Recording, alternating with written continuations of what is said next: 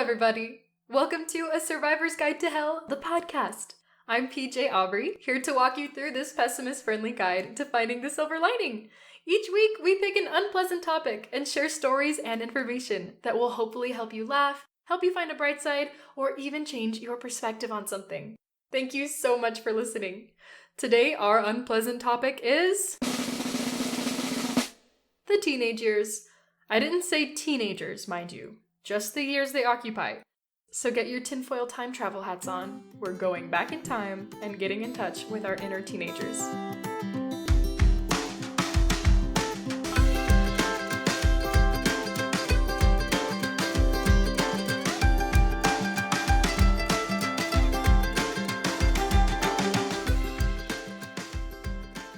The teenage years are a tricky topic to handle, considering how much there is to love about being a teen.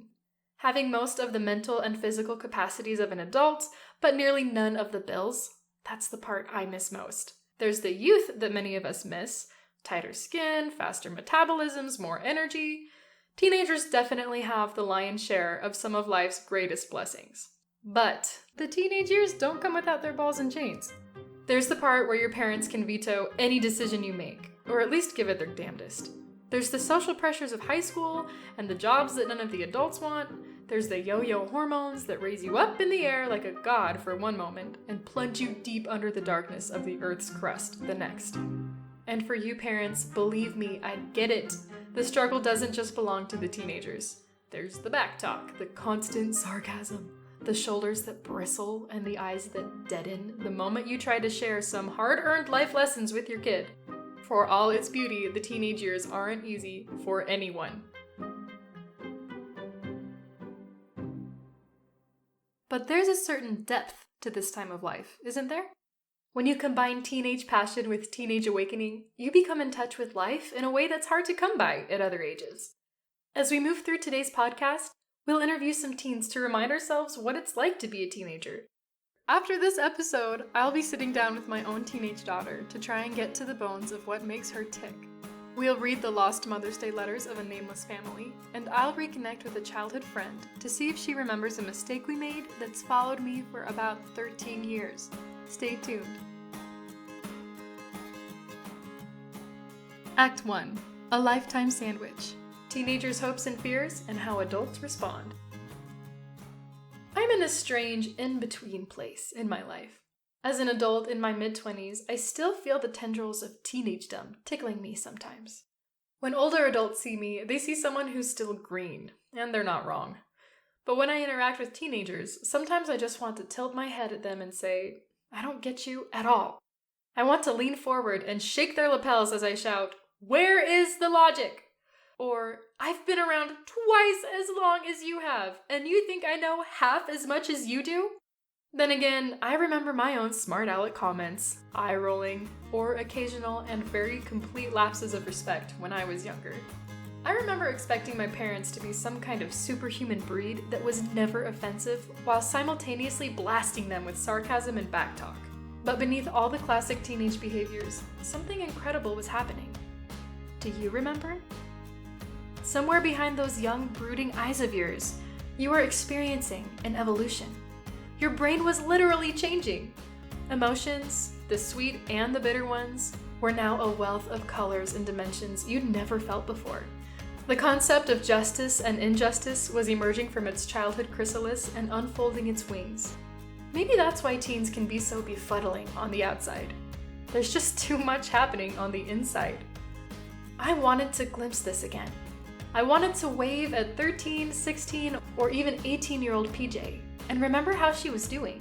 So I brainstormed and came up with 3 of the most telling questions I could. The kind of questions that would either fall flat as a hopeless cliche or cut right to the center of a teenager's inner world. Then I grabbed my digital recorder and I hit the skate park. Despite the overcast skies and the windy air, the park was dense with teens. I scanned the concrete to find someone who wasn't constantly zipping around, and my eyes settled on a girl with purple hair and long plastic nails to match. She was sitting at the edge of a concrete basketball court and looked up at me as I approached and introduced my podcast. I'm asking some people a few questions, I explained. You got a second? The girl, we'll call her Maria, agreed with some nervous laughter and a shy smile, and I began my mini interview. So, what about the next 10 years are you the most hopeful for? Like, what do you mean by that? Like, is there a dream you're excited about, or a goal you want to hit, or just graduating high school? Like, what are you most excited for in the next 10 years? Like dancing for a famous singer. Dancing for a famous singer? Yeah. That's really cool. I dig it. That's really cool. Okay. What are you most afraid about the next 10 years? How life is gonna be. How life is going to be? Just Yeah. like all the unknown stuff? Yeah. Okay. What is most important to you right now? Dancing. Dancing. So you're a dancer? Kinda, I'm learning. The next kid, we'll call him Zane, sat on the barrier between the basketball court and the skate park. Disclaimer, he's not actually a teenager yet, but I thought his interview deserved some attention. Excuse me. I'm interviewing a few people for my podcast. Can I ask you a couple quick questions? Sure. That'd be cool. Okay. Here's the questions. What about the next 10 years are you the most excited for? To drive places. To drive places? Can I ask how old you are? 12. You're 12? You're the most mature-looking 12-year-old I've ever met. Do you get that a lot? Kinda. Okay. What about the next 10 years are you the most afraid of? School. School. Yeah. I don't like school. I didn't like school either. I don't blame you. What's most important to you right now? I would say it's not. I don't know. It's a hard question, huh? I don't know. Just not like putting too much pressure on myself to do good at like school and stuff, Okay. and just like having fun while at it. Yeah. I love my parents. 'Cause, I don't know. They just want me to get a good job and stuff. So Yeah. Well, that makes sense. Okay. Well, thank you, Ethan. That was it. I appreciate it. Yeah. Do you have any buddies here that would talk to me? you could ask one of them if you want to. Are those but, guys? Do you know them? Yeah. They're cool. They're gonna be mean. Okay, thanks. Todd, do you want to do an interview? For my podcast. The next three boys, we'll call them Michael, Zach, and Thomas, all gave their responses together. The attitude was predictably different, since they were in the safety of their clique. Their answers were a little less developed, and they didn't mind putting on more of a show. However, through the fabric of their theatrics, I could still catch a few glimpses of the realities underneath. But how old are you? Are you guys all around 12 years old? 13? Yeah. 13? Okay, cool. Okay. What about the next 10-ish years are you the most hopeful for? Or the most excited for? I didn't get a lot of response to this one at first. You can't see it, but one of the kids just started shaking his head. No? You're just not excited for anything? What? No. Nah. What are we excited for that's coming up? Yeah, like in the next 10 years, what gets you the most excited? Like getting your driver's license or graduating or... Getting my driver's license. Yeah. Driver's license. Your driver's Away from my license. sister. Getting away from your sister? Alright. Well, she doesn't sound like a whole lot of fun. I like your hoodie, by the way. Thanks. Virginity rocks. That was a little hard to hear. He's wearing a sweatshirt that says Virginity Rocks. Okay, so what about the next 10 years are you the most afraid of? That we're all gonna die. That we're all gonna die. Freaking like flying cars. Like everyone's Flying gonna die. cars, you think that? Yeah. Okay, right on. What's the most important to you all right now? Skating. How long have you been skating? I've been skating for like 3 years. 3 years? I was intrigued by these interviews. Talking to these skate park kids inspired me to seek even more perspective, the kind I could only obtain by talking to some veteran teenagers, aka adults. This time, instead of hitting the skate park, I hit the phone. I selected 2 adults, Nisha, a young woman beginning her career, and Mark, a graphic designer with 5 adult children. I went about the work of asking them questions that were similar to the ones I'd already asked the skate park teens.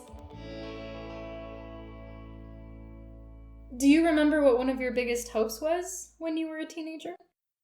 One of my biggest hopes for the future, I was very excited for, worried about, very important to me to find a job that I love. I was really interested. I always was, I loved when people say, my work doesn't feel like going to work because I love my job.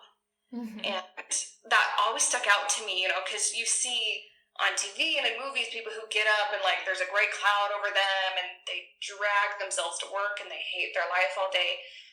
And I was terrified of being an adult. I'm like, you get a job and you work and you die. Mm-hmm. Like that's what being an adult is.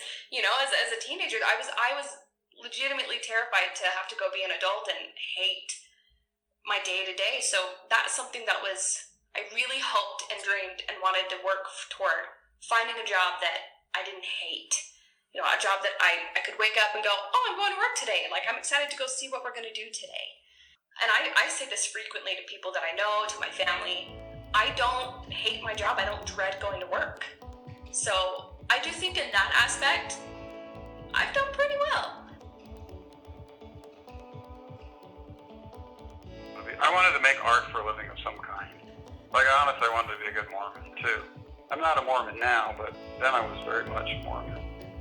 Now I really am interested in just discovering what life is about.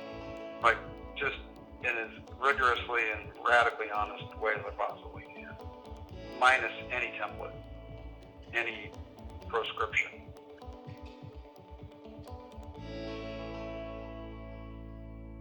Do you remember what one of your biggest fears was when you were a teen? I actually do think my biggest fear as a teenager was losing people.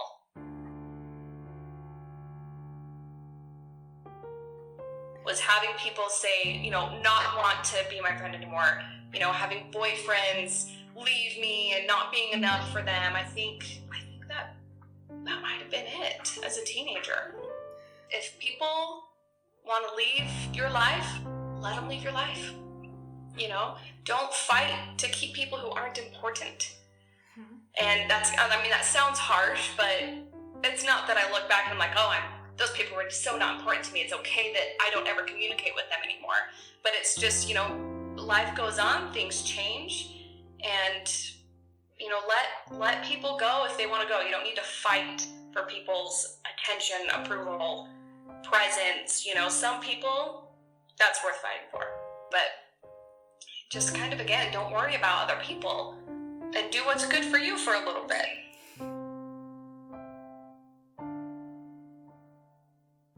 Do you remember what one of your biggest fears was when you were a teen? Becoming a grown-up. Like, just trying to understand how to be a grown-up in the world. Mostly, like, just in a material way. Like, I had no idea how I was going to make enough money to feed myself or to get a car. I'd say this to myself going back to this about 2 or 3 years ago. Life is scary, but life has a way of making stuff happen that can work to your benefit in ways that you can't anticipate. And that phenomenon is pretty reliable. So you're going to get scary stuff, but if you're nimble and agile and creative, life can also give you stuff that will sustain you and do it in ways you can't anticipate. You can bank on that. That's very reliable. What kind of things were most important to you in your teenage years? I think my most important thing to me was spending time trying to live a life that was extraordinarily interesting to me. Like I knew I didn't have the responsibilities that my parents had. I knew that my responsibilities as a kid were virtually nil, and I knew that at some point in my life that would change. So I know I had a limited window of relative lack of responsibility, so I was going to make the most of that opportunity. And I want to do that with my friends. Things that have changed as I've aged is I've just gotten much more aware. I'm a really curious person, Okay. and so I'm intellectually promiscuous. That's probably one of my most driving characteristics. I don't think I was that way as a kid.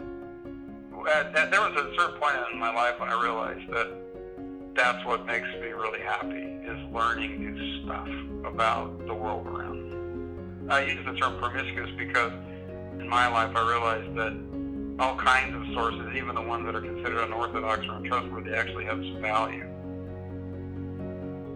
The most important things to me were friends, boys, and like appearances, like my appearance. Very vain, teenage girl. I was always so worried about, do I look okay? What is everyone else thinking about me? That's what you do as a teenager.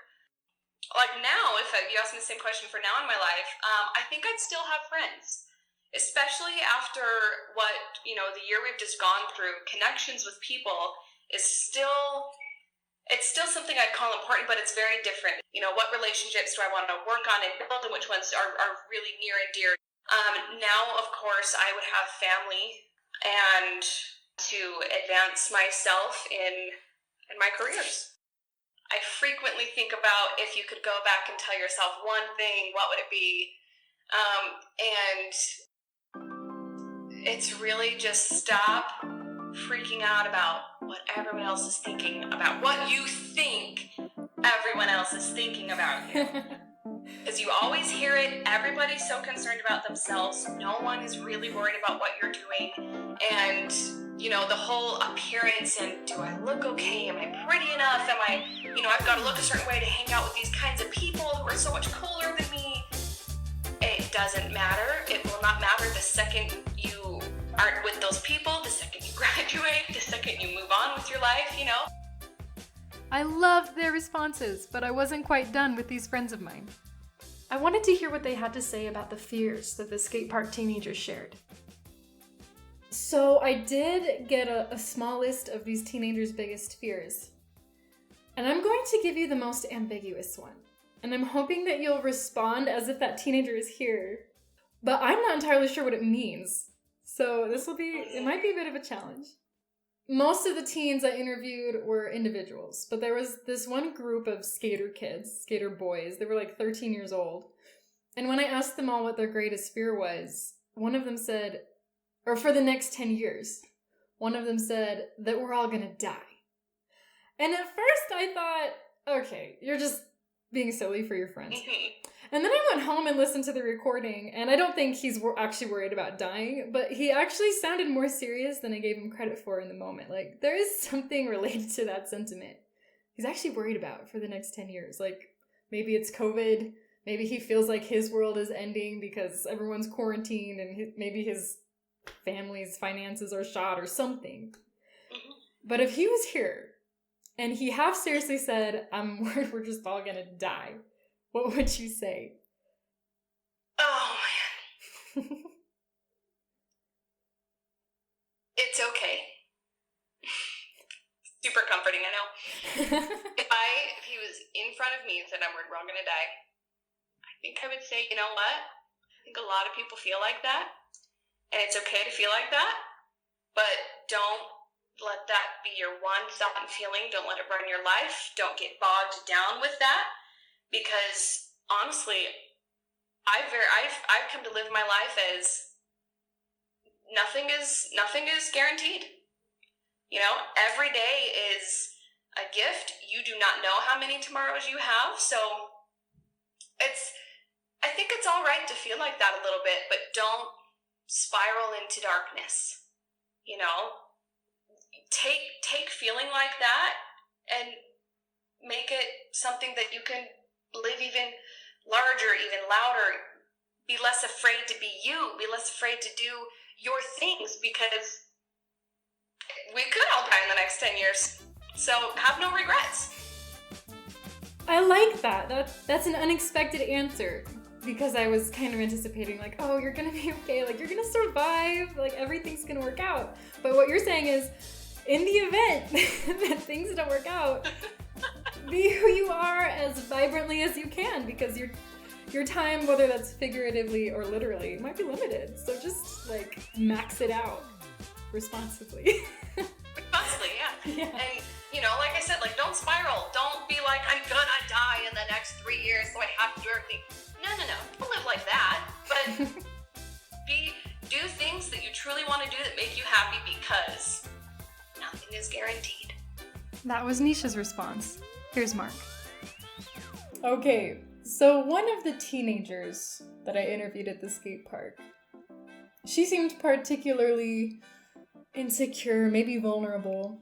I asked her what her greatest fear was, and she just said how life is gonna be. Yeah, sure. How would you respond to her? I think the Buddhists have it right. Life is suffering. There's no question about it. There's no way around it, but there is one antidote that I have found that honestly answers that problem, and that is working in the world in a way that allows you to create meaningful order out of chaos. Basically what that means is to try and make a little bit of heaven on earth. Do your best to kind of move your life and your world closer to heaven and a little bit farther away from hell. To move your life and your world a little bit closer to something that's orderly and wholesome and productive, and a little bit away from destruction and disorder and disarray and chaos. And it requires strength, it requires intelligence, it requires courage. But in mustering all of those qualities for that purpose, you will derive meaning. And in that meaning that you derive from that effort, that is an antidote to that suffering, which inevitably comes, and comes to everybody. It's the great task and odyssey of all human beings. That is what we do as humans on the earth. Every single one of them.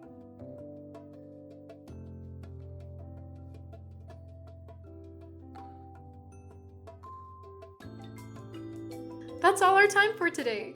Tune in again to hear me finally ask these 3 key questions to my own teenage daughter.